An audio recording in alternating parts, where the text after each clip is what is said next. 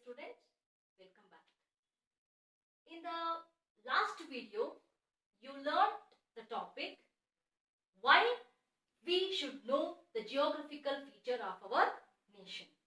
You learned the topic subcontinent, peninsula country, which are the neighboring states of our country. Also, the four different geographical features you learned.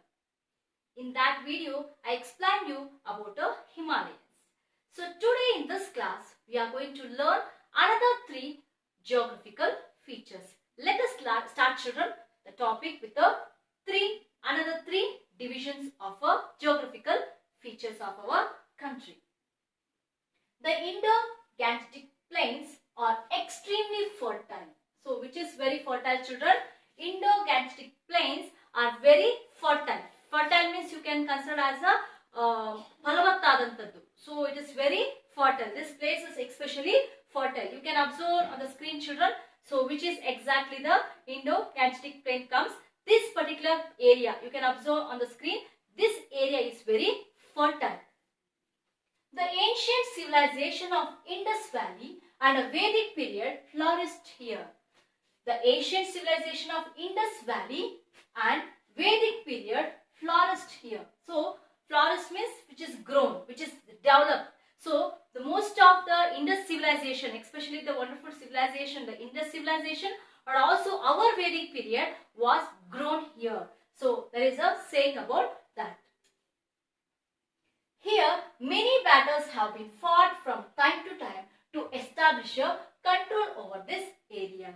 You have to understand why in this area there was more battles. Why? Because this is more fertile and also river valley area. So when there is a more fertile will be there. So fertile idre ಏನು ಅರ್ಥ ಅಲ್ಲಿ ನಾವು ಹೆಚ್ಚು growth ಮಾಡಬಹುದು, industries develop ಮಾಡಬಹುದು, ಎಲ್ಲ develop ಆಗಬಹುದು. That is the reason almost all rulers they want to occupy that place. That is the reason there is, you can see that many battles have been fought from time to time to establish control over this area. This area means you have to consider Indo-Gangetic area.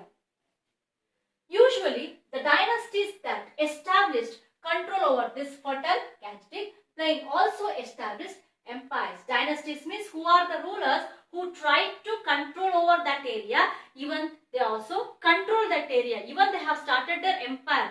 So, ಯುದ್ಧಗಳನ್ನು ಮಾಡಿದ ಅಲ್ಲದೆ ಸಹ ಆ ಜಾಗದಲ್ಲಿ ತಮ್ಮದೇ ಆದ ರಾಜ್ಯವನ್ನ ಸಹ ನಿರ್ಮಾಣ ಮಾಡಿರ್ತಾರೆ. ರಾಜ್ಯ means you have to consider that time there were the more emperors was there.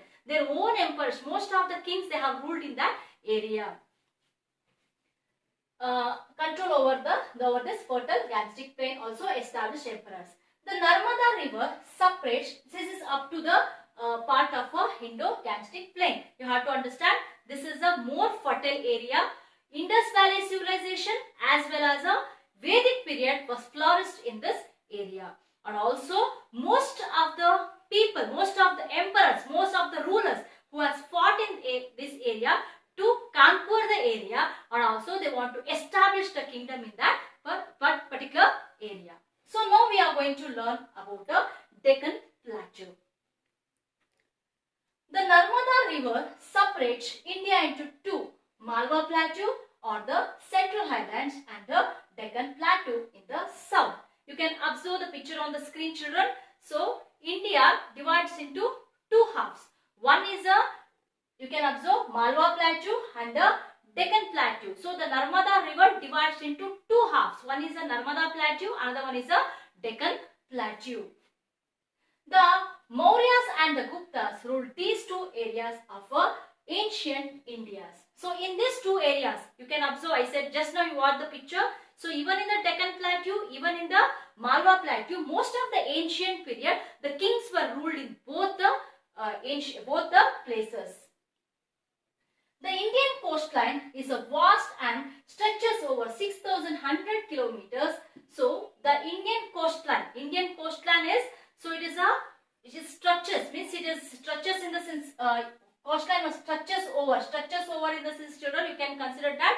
So it is extended. So it is extended. So how much it is extended? So 6,100 kilometers it is extended.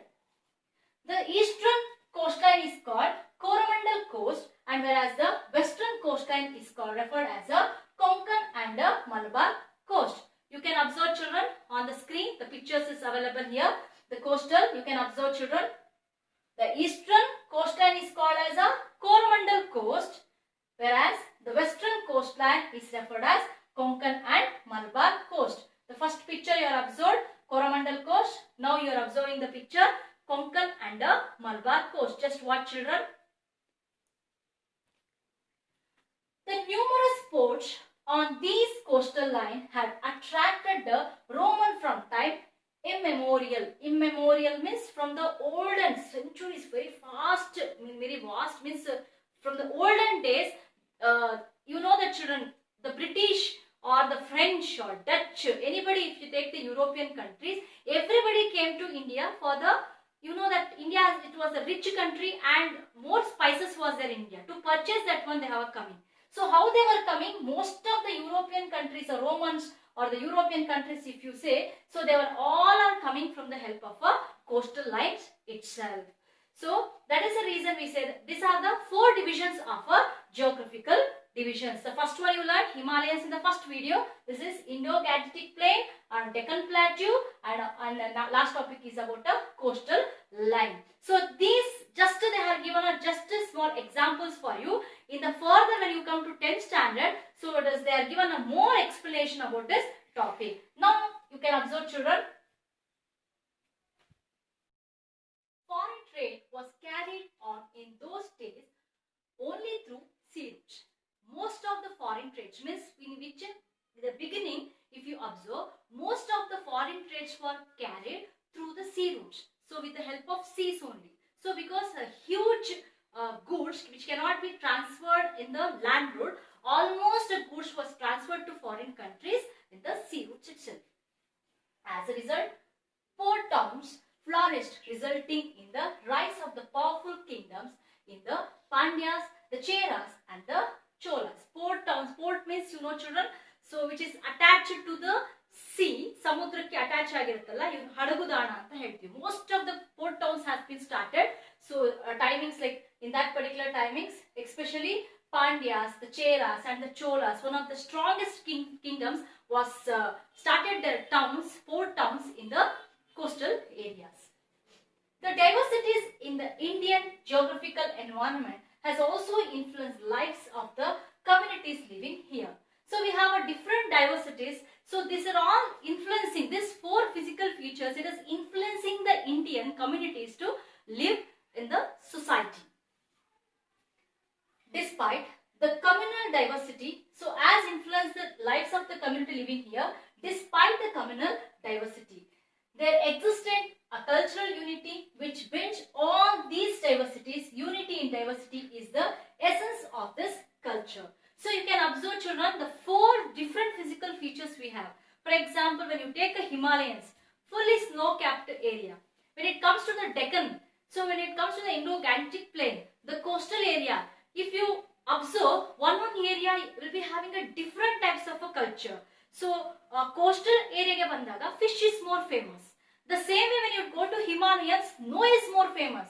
So same way, so Indo-Gangetic, that is a very cultural established. So Deccan Plateau is totally something different, which is complete land area you can consider. So if you observe the 4 physical features also, one feature is different from the another one. So you just consider that Indians, we are such a lucky to stay in this place, but also we are living together. Nammalli bhashe, nammalli jana, uta, tindi, batte, everything is different. You can observe children every day. So when we are situated in one area, one round if you observe, so different language people is there, different culture they have, and different type of food we are having. So whatever, at last when it comes to unity in a diversity, we are all one, we are all Indians. So always we should think, always we should concentrate that he is belong to that state, or he is belong to this state, or she is belongs to another state. We should not think in that mind that